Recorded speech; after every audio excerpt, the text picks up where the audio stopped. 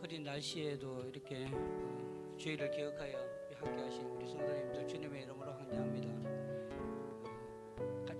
조금 저도 사실은 이렇게 옆에 사람들하고 샬롬 이렇게 하는 거 좀 어색한데, 그래도 옆에 사람들 한번 보면서 우리 그동안 일주일 동안 수고하셨습니다 하고 인사 한번 했으면 좋겠습니다. 샬롬. 네.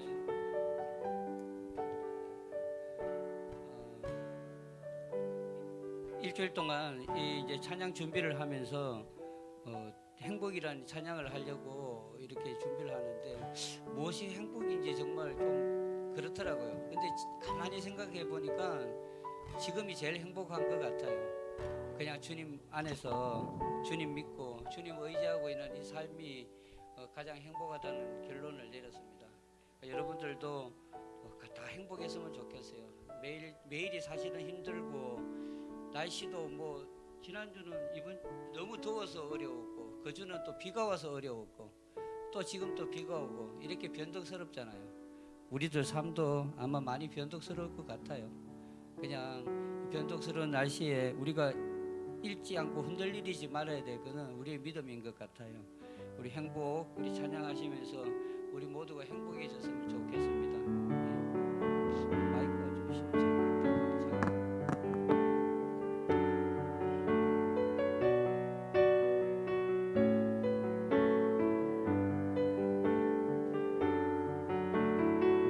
우리 가사 생각하시면서 찬양하시겠습니다. 화려하지 않아도,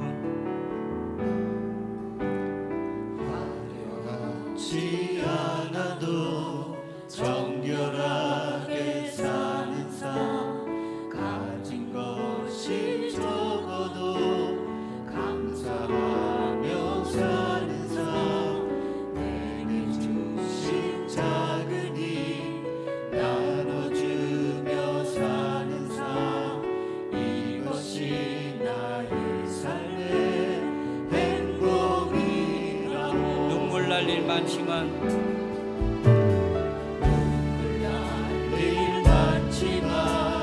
기도할 수 있는 것, 억울한 일 많으나 주를 위해 참는 것, 비록 짧은 작은 삶, 주 뜻대로 사는 것, 이것이 나의 삶의 행복이라고. 이것이 행복.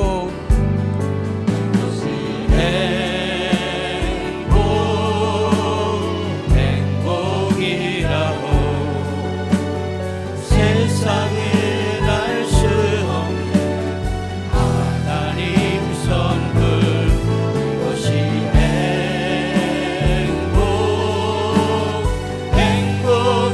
행복이라고.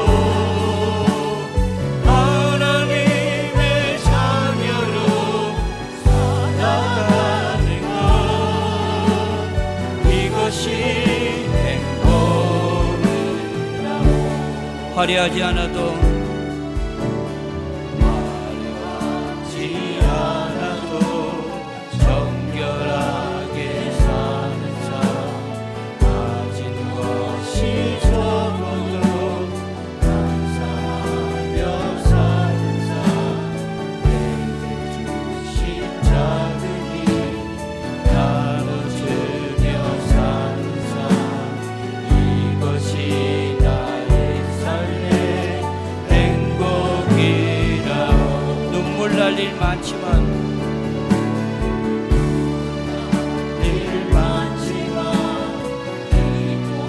그렇습니다. 우리에게는 기도라는 힘이 있습니다. 기도라는 큰 힘이 우리에게 큰 힘이 될 것입니다. 비록 짧은 작은 삶, 주 뜻대로 사는 것, 이것이 나의 삶의 행복이라고. 아멘. 이것이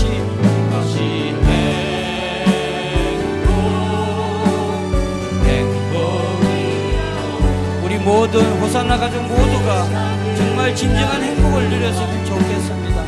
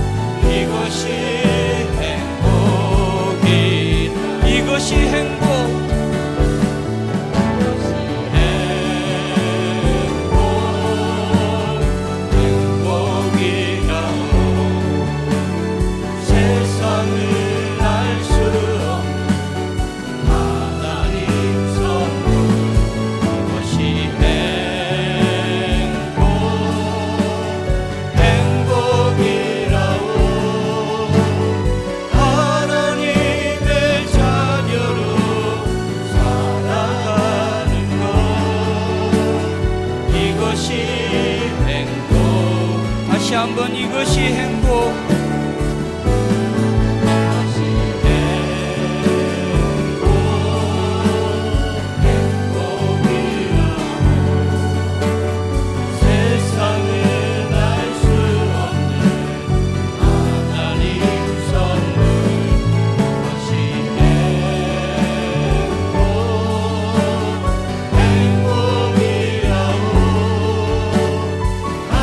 하나님의 자녀로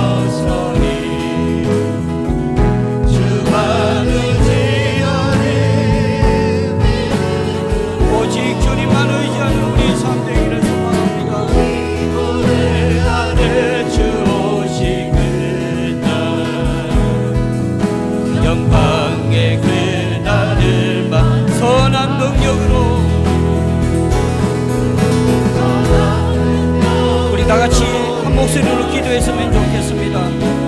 우리가 어떤 상황 가운데 있더라도 오직 주님만 의지하게 해달라고, 그리고 주님 오시는 그날까지 행복한 믿음 생활 할 수 있기를 우리 다 같이 주여와 함께 하신 후에 우리 다 같이 기도하시겠습니다. 주여, 아버지, 아버지, 우리 붙잡아 주시옵소서. 어떤 상황에 우리가 처해 있더라도 우리 오직 주님만 의지하고 나아가기를 원합니다. 주님, 우리를 붙잡아 주시옵소서. 우리가 주님 안에 있을 때 아버지, 우리가 행복하고 주님 안에 있을 때 우리가 감사를 느낄 수 있는 우리의 삶이 될 수 있도록, 우리가 오직 주님의 그 선한 능력 안에 거할 수 있도록 주님 인도하여 주시옵소서. 주님 오시는 그날까지 우리 오산나 가족 모두가 행복한 믿음 생활을 하기를 원합니다. 우리 가족 모두가 슬픔 가운데 처하지 아니하고 기쁨 가운데 처할 수 있는 우리 오산나 가족들 모두가 되기를 소망합니다. 주님 붙잡아 주시옵소서. 오직 주님만 의지하며 나갈 수 있도록 주님 붙잡아 주시옵소서. 아멘. 선한 능력으로 일어서리, 선한 능력으로 우리 다 같이 두 손 들고 찬양하시겠습니다. 나를 지어내 믿음으로, 아멘. 우리 고대하늘 주 오시그날 영광의 새날을 맞이하려 마지막으로 선한 능력으로 일어서리, 우리의 능력이 아닌 오직 주님의 능력으로, 아멘. 주님만 의지하는 우리의 삶을 위하여 주시옵소서. 아멘. 우리 고대하네 주 승리의 새날을 맞이하리에, 승리의 새날을, 승리의 새날을 맞이하리에, 승리의 새날을 맞이, 승리의 새날, 승리의 새날을 맞이하리. 아멘. 다 같이 일어나서 찬양하시겠습니다.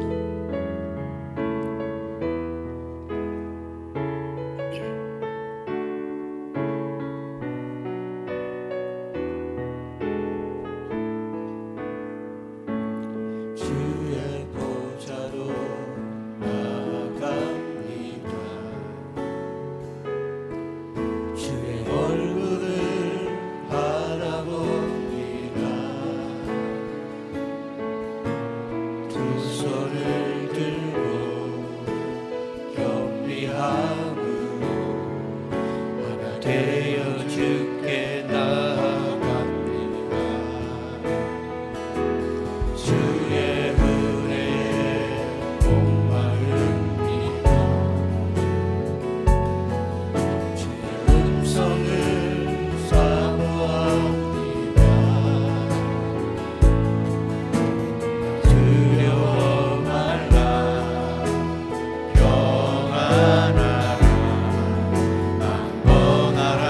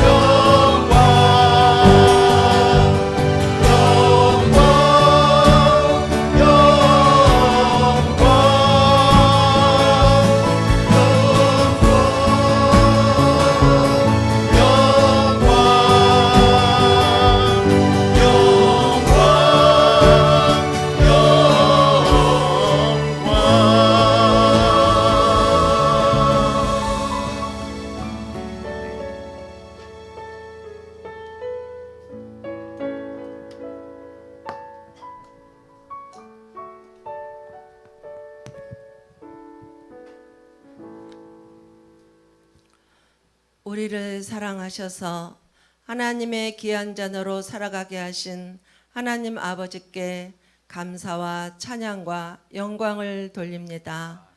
한 주간도 우리의 생명을 연장시켜 주시고 주님 주시는 은혜 가운데 살게 하심을 감사드립니다. 한 주간도 주 안에서 온전히 살아가야 할 우리의 삶의 모습이 아직도 육에 속한 자와 같이 살았음을 고백합니다. 아직까지도 내려놓지 못한 죄성들을 주님 용서하여 주옵소서. 주님은 우리의 삶의 모든 필요를 알고 계시는 줄로 믿습니다. 육신의 연약함으로 고통받는 형제들을 보살펴 주옵시고 질병으로 고통받는 형제들을 치유하여 주옵소서. 이 시간에 주의 말씀을 선포하시는 목사님을 도우셔서 우리를 향하신 하나님의 뜻을 바로 깨닫는 은혜의 귀한 시간이 되게 하시고 말씀을 듣는 우리들의 마음밭에 말씀의 씨앗이 떨어질 때 30배, 60배, 100배의 열매가 맺혀지길 원합니다. 우리가 비록 지치고 상한 마음으로 이곳에 모였사오나 이 예배를 마치고 다시 세상으로 나아갈 때는 우리의 영혼을 소생케 하여 주옵소서. 함께 하시는 주님께 감사드리며 주 예수 그리스도의 이름으로 기도드립니다.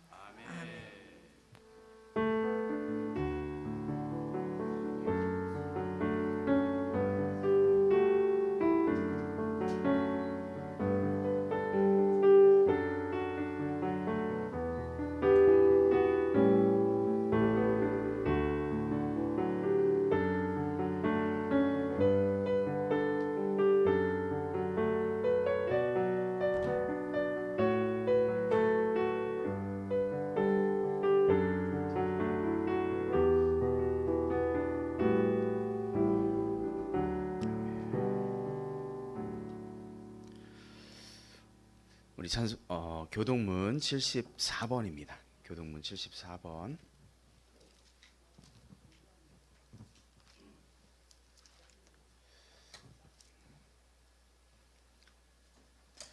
심령이 가난한 자는 복이 있나니 애통하는 자는 복이 있나니 온유한 자는 복이 있나니 의에 줄이고 목마른 자는 복이 있나니 긍휼히 여기는 자는 복이 있나니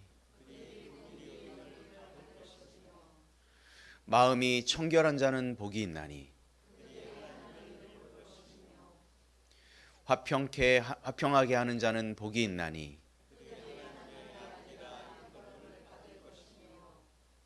을을 위하여 박해를 받는 자는 복이 있나니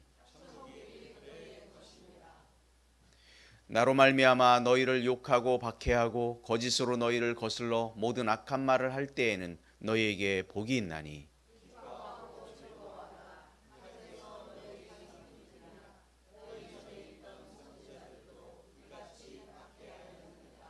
아멘.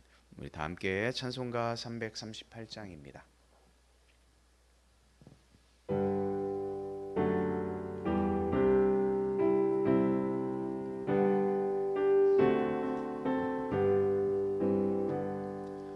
내 주를 가까이 하게 함은 십자가 짐 같은 고생이나 내 일생 소원을 늘 찬송하면서 주께도 나가기 원합니다. 내 고생하는 것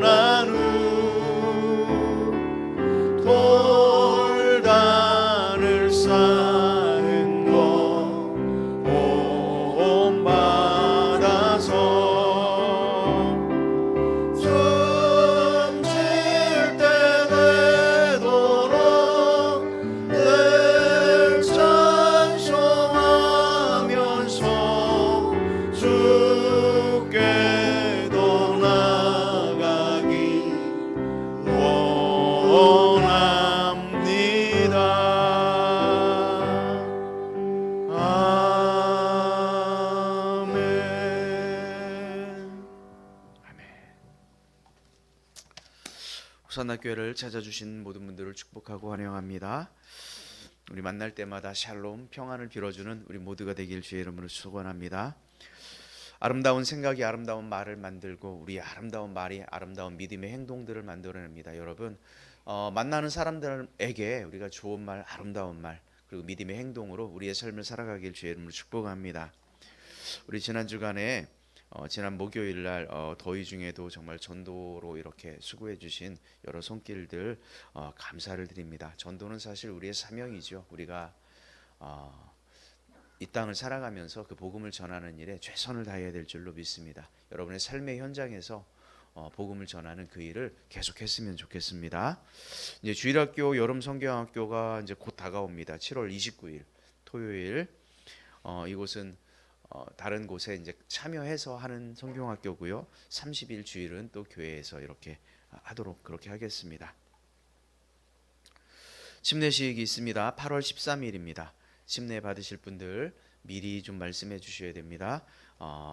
미리 신청해 주셔서 침례식 겸 또 그곳에 또 어린 아이들은 또 물놀이도 할 수 있는 그런 곳이어서 함께 여러 친구들 갔으면 좋겠습니다. 그래서 교우들 가능하면 많이 참석하셔서 즐겁고 기쁜 또 교제의 시간이 되었으면 좋겠습니다.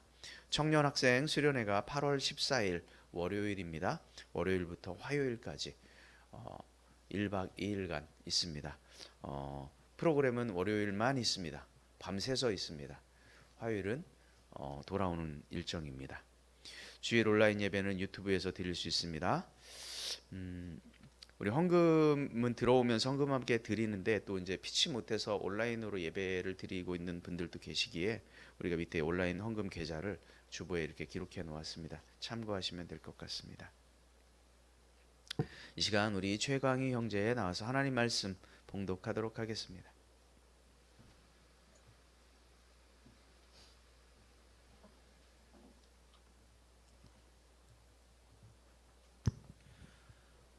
오늘 같이 봉독할 말씀은 창세기 12장 1절로부터 4절까지입니다. 구약 성경 14쪽입니다. 창세기 12장 1절부터 4절까지입니다. 제가 봉독하겠습니다.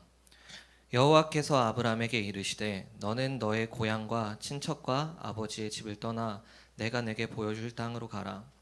내가 너로 큰 민족을 이루고 내게 복을 주어 내 이름을 창대하게 하리니 너는 복이 될지라. 너를 축복하는 자에게는 내가 복을 내리고 너를 저주하는 자에게는 내가 저주하리니 땅의 모든 족속이 너로 말미암아 복을 얻을 것이라 하신지라. 이에 아브라함이 여호와의 말씀을 따라갔고 롯도 그와 함께 갔으며 아브라함이 하란을 떠날 때에 75세였더라. 아멘. 이 시간에 우리가 하나님께 예물 드릴 때에 우리 유영일 전사님 하나님께 봉헌 찬송하도록 하겠습니다.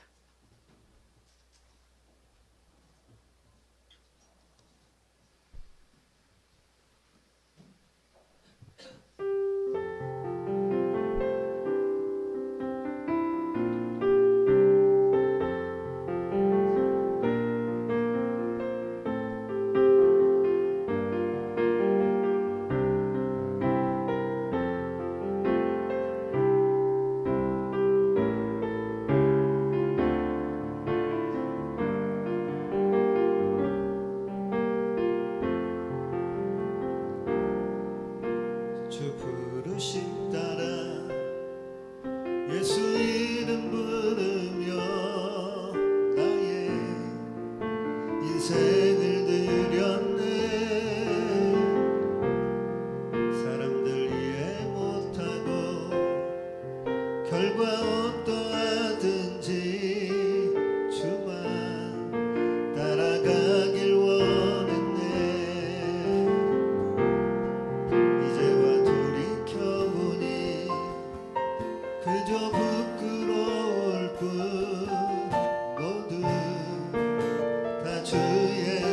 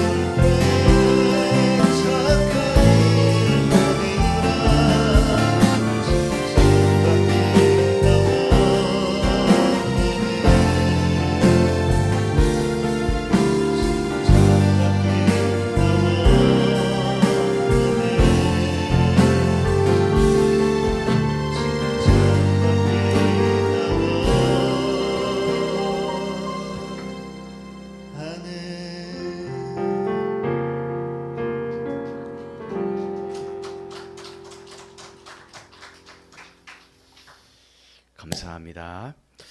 하나님 감사합니다. 이 아침에 주님께서 우리를 주님의 자녀 삼아 주시고 구원받은 복된 하나님의 사람으로 살아가게 하시니 감사합니다. 그 은혜에 우리가 감격하여 주님 앞에 나오게 하시니 감사합니다. 아버지 하나님, 이 시간 주님의 그 구원의 은혜에 그 사랑에 감격하여 우리가 주님 앞에 귀한 예물을 드립니다. 모든 것이 하나님께 달려 있음에 우리가 주님 앞에 예물을 드립니다. 이 예물을 기뻐 받아 주옵소서. 11조 예물로 감사 헌금으로 주일 헌금으로 각각의 제목을 담아 드리는 이 예물을 하나님 나라에 크게 사용되게 하여 주시고 드리는 손길들을 주님 축복하여 주셔서 하나님의 긍휼하심과 사랑하심과 보호하심이 늘 넘치게 하여 주옵소서. 감사를 드리며 예수님의 이름으로 기도하옵나이다. 아멘. 오늘 말씀은 너는 복이 될지라 라고 하는 말씀입니다. 너는 복이 될지라. 성경에 있는 말씀입니다. 사진을 한 장 좀 보여줘 보세요. 우리가 끔찍한 사진이라 아마 자주 봤을 것 같아요. 이것은 그 95년도에 있었던 일입니다. 삼풍백화점이라고 하는 이 백화점이 무너져 내렸습니다. 502명이 그때 사망을 했고 937명이 이렇게 다치는 아주 끔찍한 사건이었습니다. 그래서 어떤 사람들은 이런 사건들을 보면서 하나님께서 나를 피하게 했다고 살아난 사람들이 이야기를 하기도 합니다. 또 다른 사진, 우리가 잘 아는 사진인데요. 하나 더 보여줘 보세요. 네, 이거 우리가 잘 알죠. 이게 언제 있었냐면 2001년도인가요? 그때가 벌써 20년이 좀 넘은 사건인데 아직도 이렇게 생생한 거 보면 얼마나 이 사건이 참 대단한 사건이고 끔찍한 사건이었는지. 9.11 테러입니다. 한 3,000명 정도가 이 테러로 목숨을 잃었습니다. 그러면서 살아난 사람들은 그렇게 이야기합니다. 하나님께서 피하게 하셔서 내가 목숨을 건지게 되었다라고 때로는 믿는 사람들 중에 그것을 간증하기도 합니다. 저는 이런 태도에 대해서 참 잘못됐다고 생각을 하는 입장입니다. 9.11 테러나 상품백화점 무너져 내릴 때 믿지 않는 사람들도 많이 있었겠지만 신실한 그리스도인들도 그 안에 굉장히 많이 있었어요. 그러면 살아남은 사람들조차도 그 중에 크리스찬들도 굉장히 많은 트라우마를 겪었을 거예요. 그렇다면 산 사람들은 하나님의 복이 임한 것이고 목숨을 잃은 사람들은 과연 하나님의 저주를 받은 것인가? 우리가 이렇게 말한다는 것은 참으로 무서운 말입니다. 그리고 더 아프게 하는 말이죠. 얼마나 무자비한 말입니까? 복이 뭐고 형통이 뭔지 정확하게 알지 못해서 어떻게 보면 그런 말을 하는 것이 아닐까라는 생각이 듭니다. 어쩌면 그런 상황들을 겪었을 때 그들을 위로하는 것이 맞고, 이렇게 부족한 사람을 하나님께서 나를 살리셨으니 그저 마음으로 감사하면 될 일인데 그것을 공중 앞에서, 대중 앞에서 하나님이 함께해서 내가 살아났다라고 이렇게 말을 한다라고 하는 것은 참으로 참 가슴 아픈 일이라고 생각이 됩니다.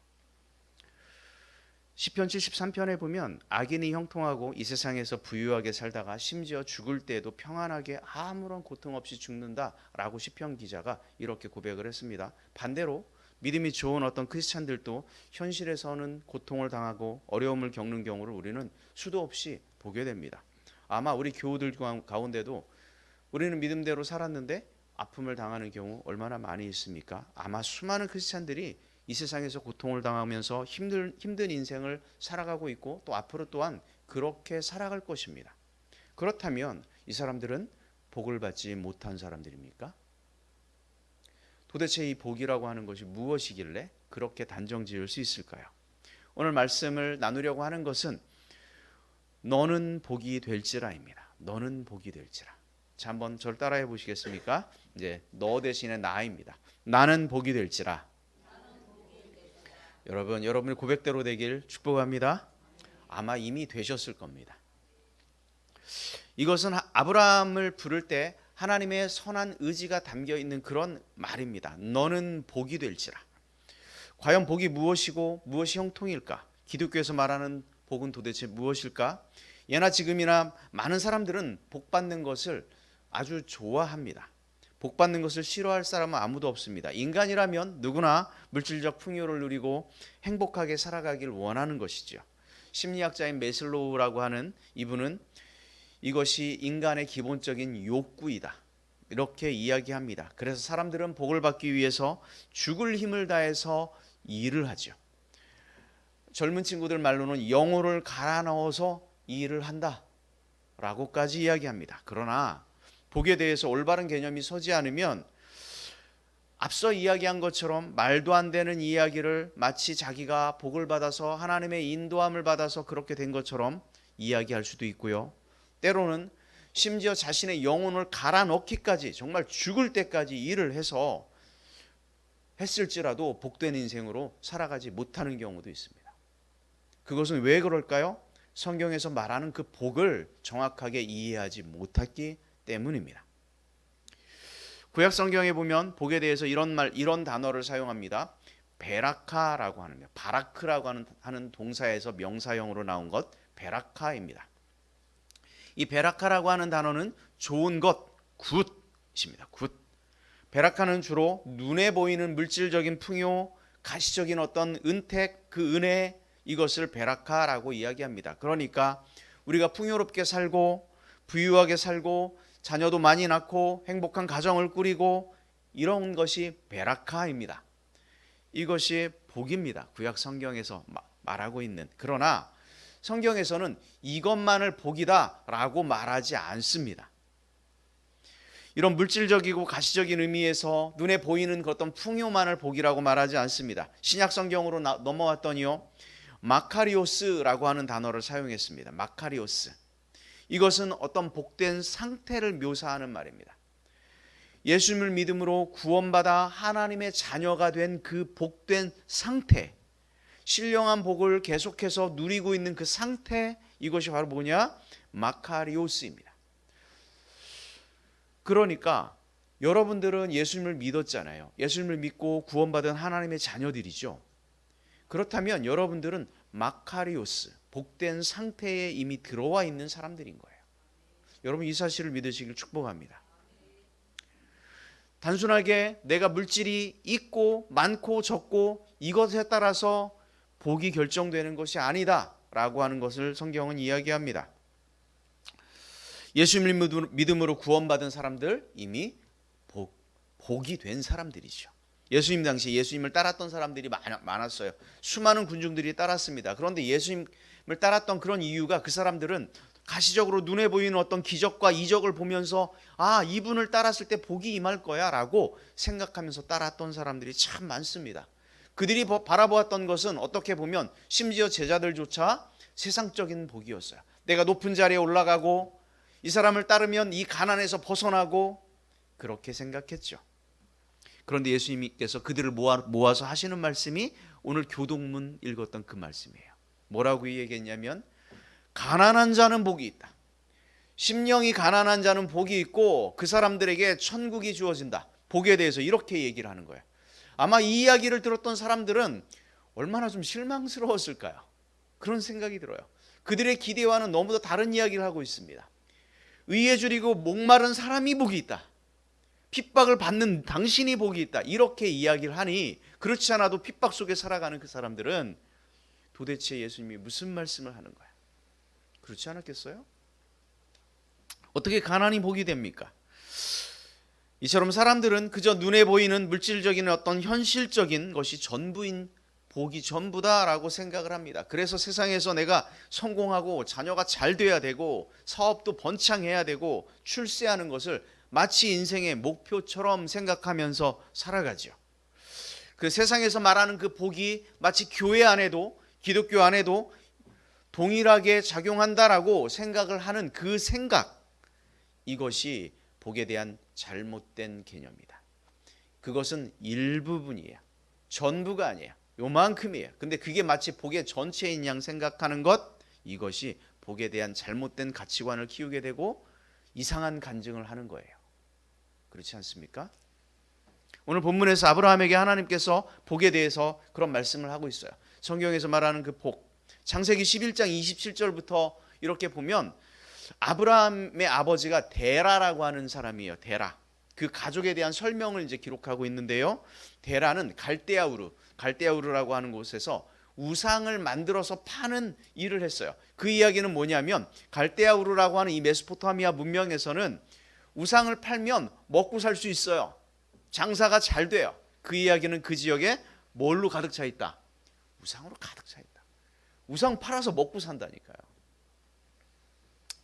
하나님은 아브라함에게 내 고향과 친척과 내게 보일 땅으로 떠나라 이렇게 명령을 하게 됩니다. 아브라함은 그 말에 순종해서 가족에게 말하고 아버지 데라, 조카 롯이 함께 가나안으로 출발하게 됩니다. 아버지 데라는 유프라테스 강 바로 위쪽인 하란이라고 하는 곳에 가나안까지 가지 못하고 그곳에 멈추게 됩니다. 그래서 그의 가족들 아브라함도 하란에 머물러 살게 됩니다. 그러다가 아브라함이 75세가 되었습니다. 그때 하나님께서 다시 아브라함에게 나타나서 이야기합니다. 오늘 읽었던 그 말씀을 이야기한 거예요. 아브라함의 나이가 75세 때. 자, 같이 한번 읽어보겠습니다. 창세기 12장 1절부터 2절. 다 같이 시작.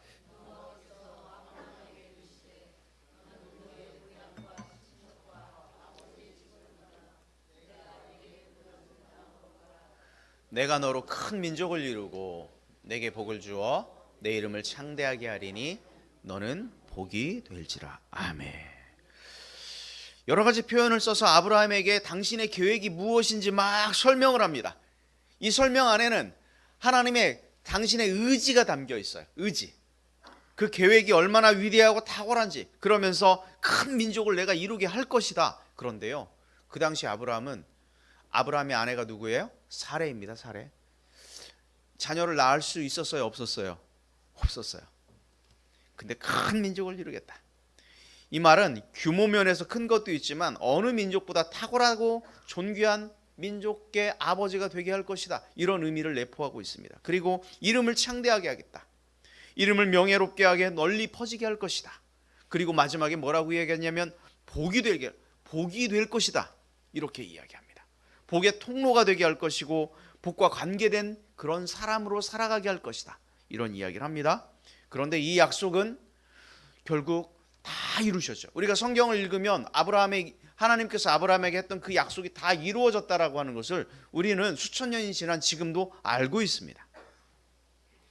아브라함은 독자 이삭을 통해 정말 큰 민족을 이루었고 그 이름에 대하여 믿음의 조상이라고 하는 그런 평가를 받고 있습니다. 실제로 그의 삶은 복이 되었습니다.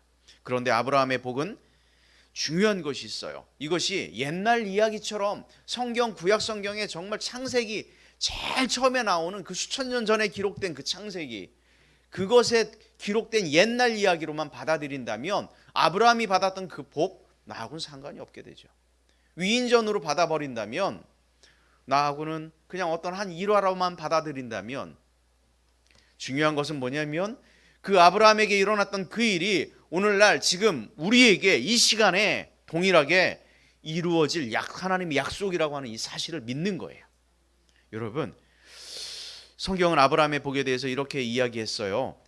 갈라디아서 3장 6절에서 9절에 보면 아브라함이 하나님을 믿음에 그것을 그에게 의로 정하셨다 함과 같으니라. 그런즉 믿음으로 말미암은 자들은 아브라함의 자손인 줄 알리라. 믿음으로 말미암은 사람들은 아브라함의 자손이다. 또 하나님의 이방을 믿음으로 말미암아 의로 정하실 것을 성경이 미리 알고 먼저 아브라함에게 복음을 전하되 모든 이방인이 너로 말미암아 복을 받으리라 하였느니라. 앞서 창세기에 했던 말을 그대로 이어받고 있습니다. 그러므로 믿음으로 말미암은 자는 믿음이 있는 아브라함과 함께 복을 받느니라. 아브라함이 누렸던 그 복을 누구도 받을 수 있습니까? 믿음이 있는 사람, 여러분들 받을 수 있다. 그 이야기를 하는 거예요. 믿음이 있는 사람은 아브라함이 누렸던 놀라운 복을 동일하게 누릴 줄로 믿습니다. 믿음이 없으면 하나님의 약속한 말씀을 믿지 못한다면 창세기 정말 먼지 털어가면서 읽어야 될 그 수천 년 전에 나하고 정말 상관없는 그 이야기가 돼버리는 거예요. 여러분, 우리 믿음으로 아브라함이 누렸던 그 복 누리길 주의 이름으로 축원합니다. 그렇다면 아브라함은 어떤 복을 누렸을까요? 어떤 삶을 통해서 그가 복을 누렸을까요? 첫 번째 한번 보겠습니다. 첫째 이것입니다. 다 같이 시작. 떠나야 합니다. 떠나야 합니다. 떠나는 거다. 창세기 12장 1절입니다. 12장 1절 다 같이 읽어보도록 하겠습니다. 시작. 여호와께서 아브라함에게 이르시되 너는 너의 고향과 친척과 아버지의 집을 뭐 하라고요? 떠나라고. 너는 내 고향과 친척과 아버지의 집을 떠나라. 아브라함은 우리가 곧잘 믿음의 조상 이렇게 이야기합니다. 하지만 그의 믿음은 무엇에서부터 시작되었을까요? 그의 아버지 집에 있을 때 그의 믿음이 시작되었습니까? 그것이 아니라 어떨 때? 떠날 때 시작된 거예요. 떠날 때.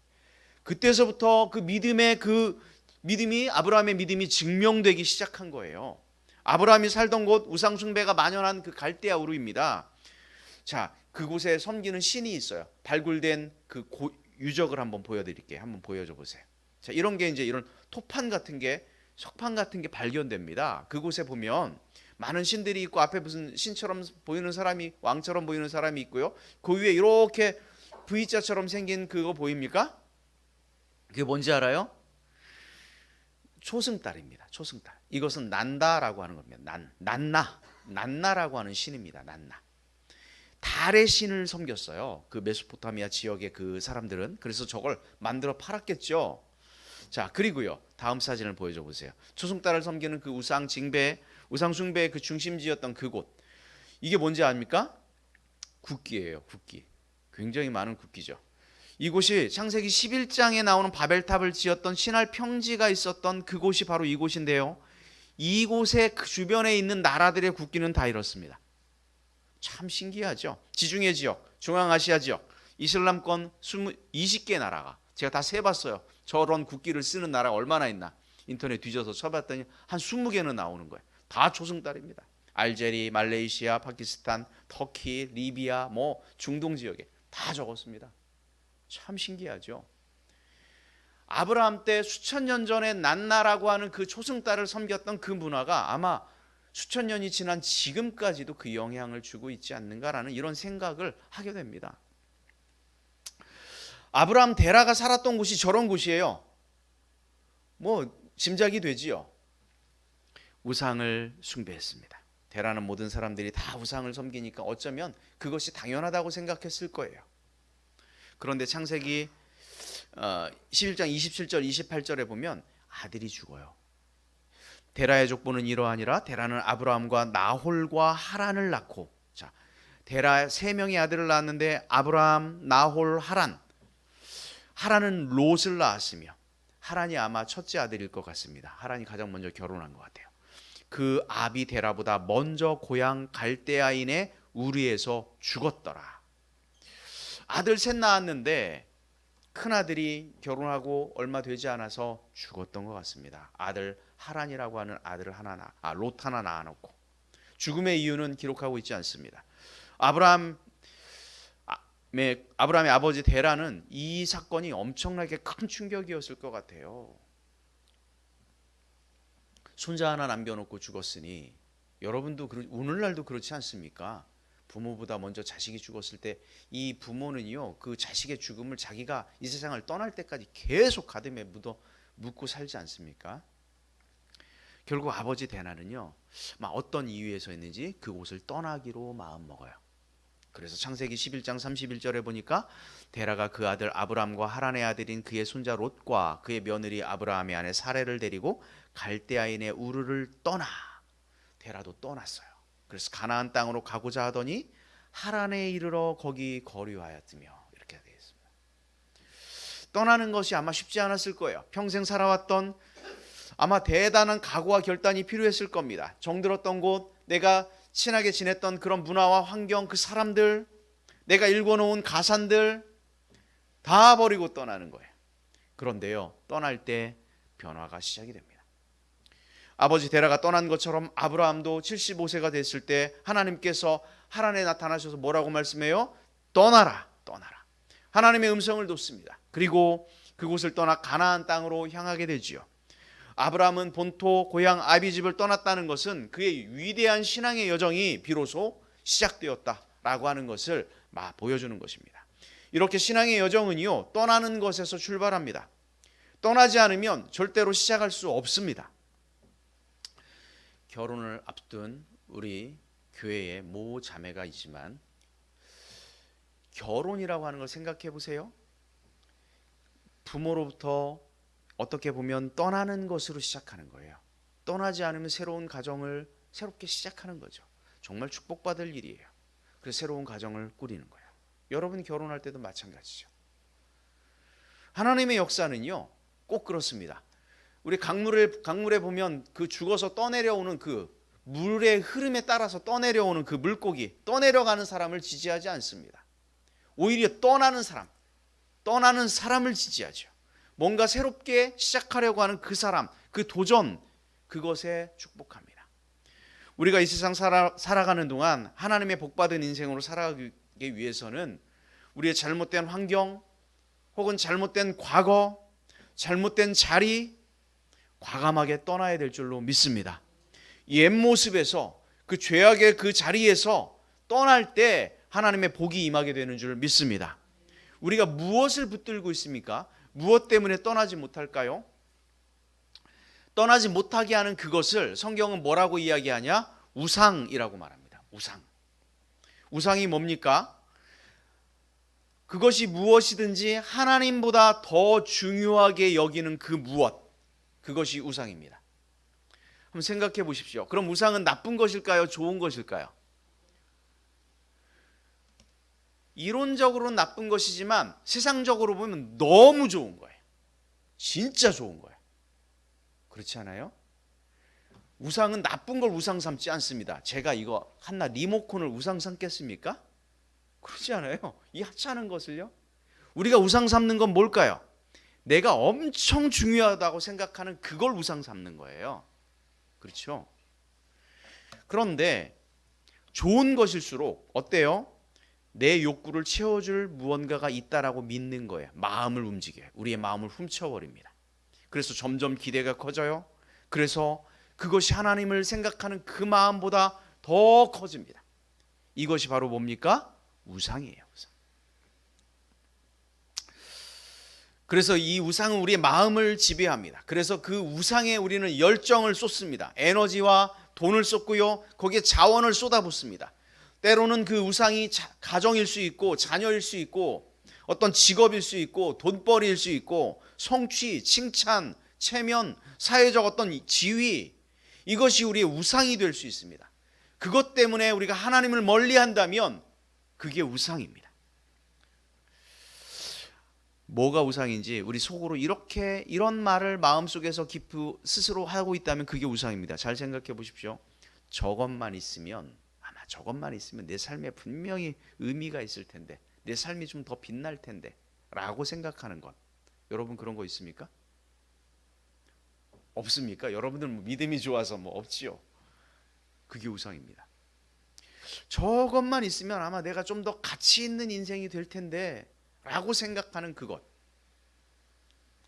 저것만 내가 이루면 뭔가 그래도 안정감이 들고 좀 잘 살아볼 수 있지 않겠어? 라고 하는 것들 뭐가 있을까요? 그것의 대표는 뭐니 해도 머니입니다. 머니입니다. 돈을 생각해 보십시오. 돈은 삶을 바꾸고 문화를 만들어내는 강력한 신이 될 수 있습니다. 돈은 숭배자의 마음을 찢어놓는 아주 강력한 우상이 되죠.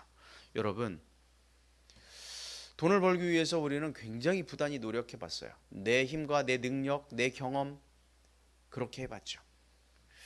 그것이 우상이 되어서는 안 됩니다. 우리가 조금 전에 우리가 주님 앞에 나올 때마다 우리가 헌금을 드립니다. 헌금을 드린다라고 하는 이 말은 무슨 말일까요? 이 물질의 주인이 내가 물질을 주인 삼지 않고 이 물질의 주인이 하나님입니다 라고 고백하는 그 태도가 헌금을 드리는 거예요. 그렇지 않아요? 이런 게 없으면 물질이 우상이 되어버리는 거죠. 그런 거예요. 예수님께서 경고하셨어요. 누가복음 21장 34절에 너희는 스스로 조심하라. 그렇지 않으면 방탕함과 술 취함과 생활의 염려로 마음이 둔하여지고. 조심하라 그랬어요. 방탕함, 술 취함, 생활의 염려로 우리의 마음이 둔하여지고. 자, 그 다음에 말이 중요해요. 뜻밖의 그날은 우리의 죽음이나 예수님께서 다시 오시는 심판의 날입니다. 그 날이 이런 사람에게 뭐처럼 임하냐? 덫과 같이 너희에게 임하리라. 덫이 뭡니까? 우리를 올감해 버리는 거예요. 꼼짝달싹 못하게 하는 거예요. 뭐가요? 방탕함, 술 취함, 생활의 염려로 우리의 마음이 둔하여지게 하는 그것이 우리에게 덫이 되어서 마치 우리의 인생이 덫과 같이 아무것도 할 수 없는 그날이 임할 거다. 얼마나 무서운 얘기예요? 우상의 죄에서 옛사람에서 떠나지 않으면 우리의 마음이 둔하여져서 죄가 죄인지 몰라요. 죄와 우상의 덫에 걸리면 정말 큰일 아닙니까? 죄만 짓다가 주님 부르시면 그냥 가는 거 아니에요. 그러면 우리의 종착지가 어디가 됩니까? 천국입니까? 지옥입니까? 지옥입니다. 얼마나 무서운 말을 하고 있어요. 여러분, 떠날 때 하나님의 은혜가 임하게 되는 줄 믿습니다. 머물러 있으면 절대로 복받지 못합니다. 바울은 우리가 떠나야 할 것에 대해서 이렇게 이야기했어요. 에베소서 4장 22절인데 같이 한번 읽어보겠습니다. 자, 다 같이 시작. 너희는 유혹의 욕심을 따라. 자, 뭘 떠나야 돼요? 유혹하는 그 욕심. 우리 가운데 있는 그 욕심을 떠나야 되고 따라. 그 다음에 썩어져가는 구습을 따르는 옛사람을 벗어버려. 우리가 따르는 것들이 세상에 썩어져가는 옛날 구습, 정말 죄악된 모습, 이 옛사람을 어떻게 하고 벗어버리고 이것에서 떠나야 되는. 그리고는 어떻게 되어야 됩니까? 오직 너희의 심령이 새롭게 되어 하나님을 따라 의와 진리의 거룩함으로 지으심을 받은 새 사람을 입으라. 할렐루야. 여러분, 그렇게 살아가십시오. 떠나야 됩니다. 새 사람을 입어야 됩니다. 우리가 무엇을 떠나야 되는지 아마 각자 다 다를 거예요. 상황이 다 다르니까 내가 떠나야 될 게 뭔지 여러분들 마음속에 다 떠오르는 게 있을 거예요. 그거 떠나야 됩니다. 잘못된 습관, 죄의 유혹에서 떠나야 됩니다. 자기 잘못된 성격, 이거 떠나야 됩니다. 하루에 10번 화를 내는 사람, 나 원래 그래. 제발 이런 얘기 하지 않았으면 좋겠습니다. 원래 그런 게 어디 있습니까? 떠나면 되거든요. 예수님 믿고 어떻게 새 사람을 입으라 그랬는데 원래 그래가 어디 있어요? 바꿀 수 있어요. 10번 화내던 사람 예수님 믿고 9번 화내면 되고요. 8번 화내면 되고 7번. 그래서 점점 변화하면 됩니다. 나 원래 화를 잘 내니까 그렇게 알고 살아. 이것처럼 무책임한 말이 어디 있습니까? 떠나야 됩니다. 하나님보다 더 우선하는 것, 여러분 떠나야 됩니다. 잘못된 성격 떠나고 잘못된 옛 습관, 내가 우상 삼고 있는 그 무엇, 그것이 돈이든 명예든 권력이든 주님 예비해 놓으신 복을 받기 위해 떠나기를 주의 이름으로 축원합니다. 자, 두 번째입니다. 두 번째, 아브라함이 받았던 이 복에 관한 두 번째, 그의 삶의 행동은 이것이었습니다. 둘째, 시작. 가야 합니다. 가야 합니다. 12장 1절 말씀을 다 같이 한번 보겠습니다. 12장 1절 다 같이 시작. 여호와께서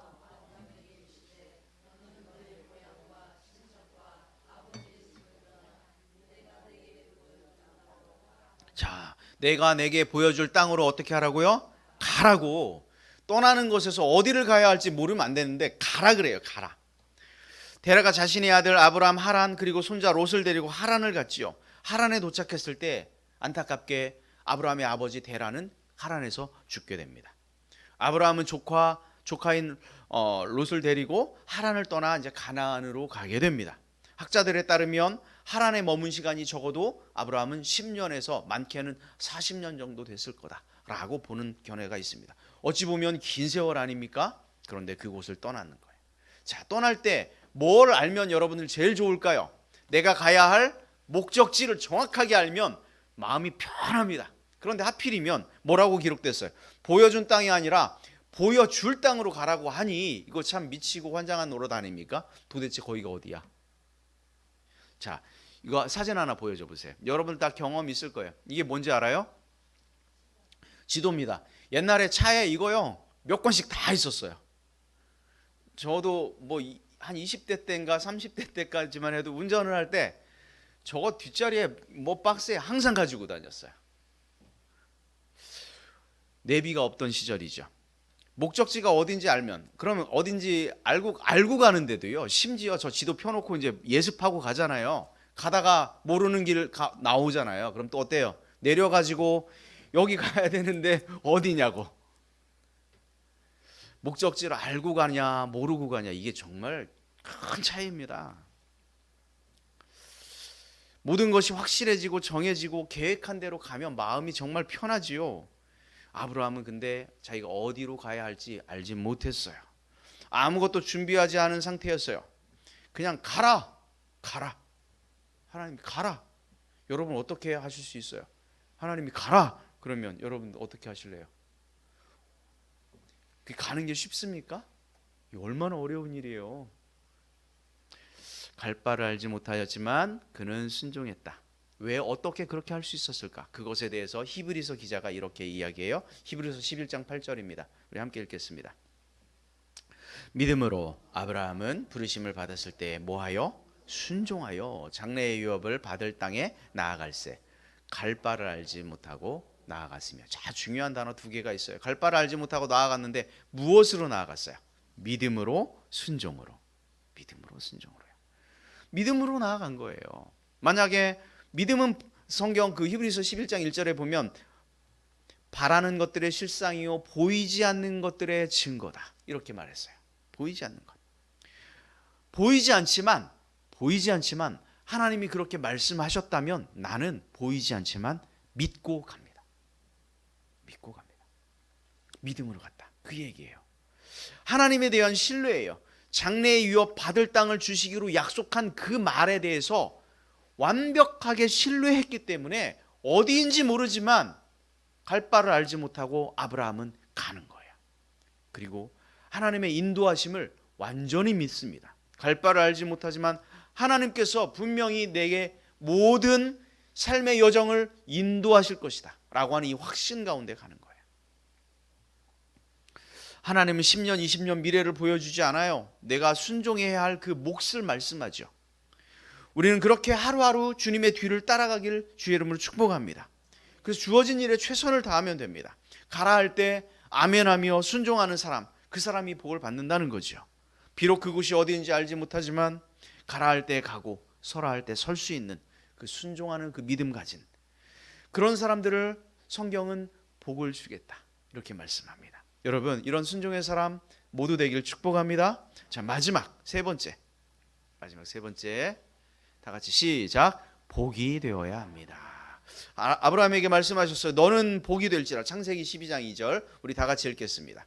내가 너로 큰 민족을 이루고 내게 복을 주어 내 이름을 창대하게 하리니 너는 복이 될지라. 여기서 네 가지 이야기가 나와요. 너 큰 민족을 이루게 하겠다. 큰 민족을 이루었죠. 내게 복을 주겠다. 내 이름을 창대하게 하겠다. 그리고 맨 마지막에 결정타. 너는 복이 될지라. 복이 될지라. 이 말은요 정말 하나님의 강력한 의지를 담고 있습니다. 나는 하나님의 입장에서 봤을 때 아브라함 너를 반드시 복이 되게 하겠다, 이 얘기를 하고 있어요. 반드시 복으로 만들고야 말겠다, 이 이야기를 지금 하고 있습니다. 아브라함이 생각한 후손은 어느 정도였을까요? 당시 이 말을 들었을 때 아브라함은 자식이 아무도 없었어요. 그러니까 아브라함 생각에 그 말을 들었을 때 이런 생각을 할 수도 있었겠죠. 아, 그래, 지금 자식이 없지만 하나님께서 복 주시면 뭐 한둘 낳고 혹시라도 좀 더 복을 더 주시면 한 10명 낳으려나? 그렇게 생각하실지 모르죠. 그런데요, 지금 아브라함을 믿음의 조상이라고 부르는 지구상의 인구가 몇인지 압니까? 최하 20억입니다. 최하 20억. 심지어 이슬람 믿는 사람들 아브라함이 다 자기 믿음의 조상이라 그래요. 기독교는 물론이고. 최하 20억. 생각이나 했겠습니까, 아브라함이? 하나님의 의지를 꺾을 수 있는 것이 있을까요? 예수님을 통한 구원의 역사를 보십시오. 하나님을 막을 수 없다는 것을 우리는 너무도 잘 알죠. 헤롯을 통해 시험을 하고 또 고난을 통해 죽음을 통해 예수님의 어떤 삶을 막으려 했잖아요.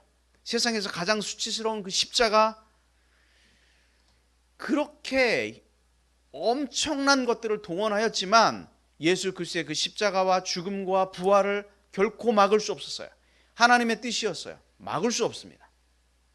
모세의 경우 40세 뜻을 품고 이스라엘을 이끌고자 했을 때 호응하지 않으셨던 그 하나님이 모세가 몇 살이 되었을 때 80이 되었을 때 늙어서 능력이 없다고 도저히 할 수 없다고 그럴 때 하나님의 뜻은 뭐예요? 네가 할 수 없다고 할 때 하나님의 뜻을 보여줘요. 의지를 보여줘요. 그리고 80세에 출애굽합니다. 아브라함이 아버지 데라가 하란에 머물고 있을 때 재촉하지 않으시고 75세가 나이에 되었을 때 자식을 볼 수 없다는 어떤 소망이 끊어졌을 때 너에게 큰 민족을 이루겠다고 그때 부르시는 거예요. 하나님의 의지는 사람이 꺾을 수 있는 게 아니에요. 하나님이 하시겠다 하는 거는 반드시 하십니다. 어떤 상황에서도 복이 되도록 하는 거예요. 시간이 지나도 장소가 멀다고? 아니요. 하나님께서 복이 되겠다 하신 그 일은 반드시 하십니다. 아브라함이 자신의 아내를 그 누이라고 속이죠. 실수했죠. 그리고 애굽으로 올라가요. 그랬더니 하나님께서는 아브라함을 반드시 복을 삼아야 되는데 만약에 그 실수 때문에 아브라함을 만약에 죽게 한다 내버려 두었겠어요? 그렇지 않아요. 그렇지 않습니다. 애굽의 그 왕에게 재앙을 내려요. 그리고 그 아내를 빼와요. 하나님이 하시겠다면 다 하는 거예요. 아브라함이 어떤 행동을 하든지 복이 되는 방향으로 하나님께서는 상황을 다 몰아가십니다. 결국 우리가 말하는 믿음의 조상 복이 되게 하셨죠. 하나님께서 그걸 복되게 하셨기 때문에 아브라함을 축복하는 자에게는 하나님께서 그를 축복하고 아브라함이 저주하는 자에게는 저주한다. 이렇게 말씀하신 거예요. 창세기 12장 3절 말씀인데 같이 한번 보겠습니다. 창세기 12장 3절 너를 축복하는 자에게는 내가 복을 내리고 너를 저주하는 자에게는 내가 저주하리니 땅의 모든 족속이 너로 말미암아 복을 얻을 것이라 하신지라. 아멘. 여기 보면요 하나님이 철저히 누구 편입니까? 아브라함 편이에요. 너 축복하는 사람은 내가 축복해 주마. 행여 너에게 해코지하고 저주하는 그 사람은 누가? 하나님이. 내가 나서서 하나님의 의지를 꺾을 수 없어요. 갈라디아서 우리가 여러분 이걸 꼭 알아야 됩니다. 우리가 예수님을 믿을 때 아마 이 이야기를 했을 때는 이건 3절에 기록된 내용인데요. 이미 2절에 기록된 너는 복이 될지라 하나님께서 약속하셨잖아요. 이 약속은 이미 다 이루어진 거예요. 그 말씀을 하실 때 이미 다 이루셨어요. 이미 아브라함은 복이에요. 복으로서 그냥 살아온 거죠. 그의 인생을. 우리도 예수님을 믿을 때 이 복이 우리에게 임한 줄 믿습니다. 왜냐하면요 우리는 살아도 천국이고요 죽어도 천국이고요 하나님의 나라가 확정돼 있어요. 여러분이 그를 알고 있든지 모르고 있든지 깨닫고 있든지 깨닫고 있지 못하든지 우리가 예수님을 온전히 믿을 때 아브라함의 그 복이 우리에게 동시에 임하게 된 줄로 믿습니다. 그래서 갈라디아서 3장 14절에 이렇게 기록했어요. 우리 같이 한번 보겠습니다. 이는 그리스도 예수 안에서 아브라함의 복이 이방인에게 미치게 하고, 여기 이방인에게 미치게 하고는 누구일까요? 이 이방인은 누구일까요? 여러분입니다. 저와 여러분. 또 우리로 하여금 믿음으로 말미암아 성령의 약속을 받게 하려 함이라. 우리가 믿으면 하나님께서 약속하셨던 그 성령의 약속을 우리 또한 어떻게 한다? 받게 하려 한다. 예수님을 믿는 그 순간 아브라함의 복이 우리에게도 동일하게 임한 줄 믿습니다. 우리는 복덩어리로 살아가는 거죠. 복으로서 이 세상을 살아가는 거예요. 많은 사람들이 우리를 통하여 또한 복을 누리게 됩니다. 믿지 않는 집안에 예수님 믿는 며느리가 들어갔어요. 그러면 그 집안이 복을 받죠. 예전에요, 저희 어머니가 이제 80 넘으셨고 이제 고령이시지만 예전에 뭐 얼마나 예수님 믿기가 어려웠습니까? 그 옛날에는 기독교가 이렇게 흥왕하지도 않았고요. 굉장히 핍박이 심하고 막 이런 그런 집안이었던 것 같아요. 저희 그 어머니 집안이. 그런데 어머니가 혼자 그 처녀 시절에 혼자 몰래 또 교회를 이렇게 다니셨던 것 같아요. 얼마나 많은 어려움이 있었겠습니까? 그랬는데 놀라운 일이 벌어집니다. 오빠가 나중에 예수를 믿고요. 그 동생, 그래서 어머니 식구들, 형제들이 모두 다 예수님을 믿기 시작을 했고요. 심지어 그 오빠는 또 목사님이 되셨어요. 그리고 그 어머니의 아들인 저도 목사가 됐어요. 참 이게 복이 아닐까? 이게 복이에요. 복이라고 하는 건 그런 거예요. 회사에 들어갔을 때 예수를 잘 믿는 사람이 열심히 일해서 그곳에서 복으로서 일을 해야 돼요. 복으로서. 학교에 있을 때, 학교에 있으면 열심히 복음 전하고 주님의 뜻을 복으로서 삶을 살아야 되는 거예요. 그렇습니다. 우리를 통하여 많은 사람들이 우리가 복이기 때문에 복을 받아야 되는 거예요. 여러분, 예수님을 믿는 순간 여러분들은 복이 되었습니다. 이제 복으로 살아가길 주의 이름으로 축원합니다. 아브라함에게 복이 되게 하신 주님은 오늘 우리에게도 동일하게 약속하십니다. 너는 복이 될지라. 그리고 여러분 스스로에게 말씀하십시오. 나는 복입니다. 나는 복입니다. 여러분 복입니다. 그러므로 여러분 복이 된 그 삶을 살아가길 축원합니다. 자, 복으로 살아가는 사람이 첫 번째 해야 할 일은 뭡니까? 떠나는 거예요. 떠나야 됩니다. 떠나지 않으면서 난 복으로 살아가겠다? 어림없는 소리입니다. 절대 그럴 수 없습니다. 그건 불가능한 일이에요. 앞뒤가 맞지 않습니다. 하나님보다 먼저인 우상에서 떠나야 됩니다. 옛 죄악의 것에서 떠나고 옛사람에서 떠나고 유혹에서 떠나고 분노에서 떠나고 허망한 것에서 떠나길, 그래서 복으로 살아가길 주의 이름으로 축원합니다. 복으로 살아가는 사람은 두 번째, 가라 하실 때 아멘하며 가는 사람입니다. 가라 하면 아멘하며 기쁨으로 가는 사람. 그 갈 곳이, 그 갈 길이 어디인지 알지 못하지만 주님 말씀하시면 하루하루 그 하나님의 말씀에 의지해서 내가 가겠습니다. 이 사람이 복으로 살아가는 사람이에요. 여러분, 하나님을 의지하며 순종하며 복으로 살아가길 축원합니다. 우리가 예수님을 믿는 순간 우리는 이미 복이 되었음을 선포하였습니다. 천국이 확정되었습니다. 영생이 확정되었습니다. 하나님의 자녀로 하늘의 상속자로 우리는 이미 확정된 그 삶을 살아가는 거예요. 그러므로 우리 모두 세상에서 복으로 살아가길 주의 이름으로 축원합니다. 복이요. 복이 안 되면 뭐가 될까요? 언어 유의지만 복이 안 되면 독이 됩니다. 복이 안 되면 독이 돼요. 오히려 악취가 나고요. 사람들에게 저 사람은 복으로 살아가야 되는데 복이 아니라 복으로 살아가지 못하는 모습들을 보면서 사람들은 어떻게 해요? 손가락질합니다. 복은 반드시 복으로 살아야 돼요. 그렇게 살지 못하는 사람들은 독이 되고요. 심지어 예수님까지 욕을 매겨요. 그렇지 않습니까? 복은 반드시 복으로 살아가야 돼요. 절대 독으로 살아가서는 안 됩니다. 가정에서 여러분 복이 되십시오. 학교에서 복이 되시고 직장에서 복이 되십시오. 사업장에서 만나는 사람들 앞에서 여러분 복으로 살아가십시오. 예수님을 믿어서 구원받은 복된 여러분, 승리하며 복된 그 승리의 삶을 살아가기를 주의 이름으로 축원합니다.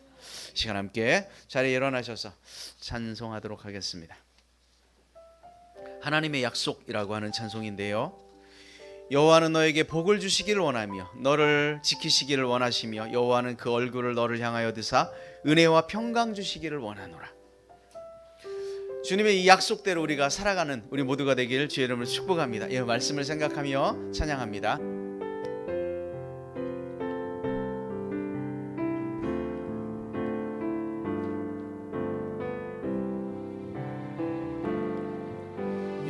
여호와는 너에게 복을 주시기를 원하며 너를 지키시기를 원하시며 여호와는 그 얼굴을 너를 향하여 드사 은혜와 평강 주시기 원하노라. 우리 손을 들어서 우리 옆 사람들을 향해서 할게요. 여호와는 너에게 복을 주시기를 원하며 너를 지키시기를 원하시며 여호와는 그 얼굴을 여러분들을 향하여 드셔서 은혜와 평강 주시기를 원하십니다. 아멘. 한 번 더 이제 자기 자신을 향하여 여호와는 나에게 복을 주시기를 원하며 나를 지키시기를 원하시며 여호와는 그 얼굴 그 나를 향하여 드사 은혜와 평강 주시기를 원하십니다. 그렇게 되기를 소망합니다. 아멘. 보배롭고 존귀하게 여기시는 하나님이 내 삶 속에서 이 약속을 진실하게 이루시리. 땅에 기름진 것으로 하늘에 신령한 것으로 너를 복주시고 지키실 하나님이 너의 영혼 잘 되도록 은혜 베푸시며 평강으로 인도하시니 나를 보배롭고 존귀하게 여기시는 하나님. 나의 삶 속에서, 여러분의 삶 속에서, 내 삶 속에서 이 약속을 진실하게 이루시리. 아멘. 땅에 기름진 것으로 하늘에 신령한 것으로 나에게 복 주시길, 나에게 복 주시고 지키시고 나의 영혼이 잘 되도록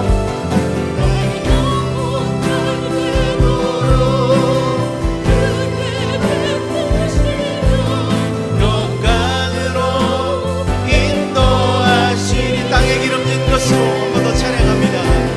땅에 기름진 것으로 하늘에 신령한 것으로 나를 복 주시고 지키실 하나님이 나의 영혼 잘 되도록 은혜 베푸시며 평강으로 인도하시리. 아멘. 아멘. 여러분 꼭 복으로 살아가길 주의 이름으로 축원합니다. 이 땅을 살아갈 때 정말 하늘의 땅에 기름진 것으로, 하늘의 그 신령한 것으로 여러분의 인생이 채워져서 그 복으로 살아가길 주의 이름으로 축원합니다. 아버지 하나님 감사합니다. 우리가 이 땅 가운데 복으로 살아가길 원합니다. 하나님이 원하시는 그 복, 진정한 그 복의 개념을 알고 이 땅 가운데 땅의 신령한 것으로, 하늘의 신령한 것으로 채워져서 복으로 살아가길 원합니다. 그 복된 삶을 우리 모두 살아가게 하여 주옵소서. 이제는 예수 그리스도의 은혜와 하나님 아버지의 놀라우신 사랑하심과 성령님의 교통하시며 내주하시며 동행하심의 역사가 이 땅 가운데 살아가는 동안 복으로 살아가길 원하는 당신의 자녀들 머리 위에 이제로부터 영원토록 함께하기를 간절히 축원드리옵나이다. 아멘.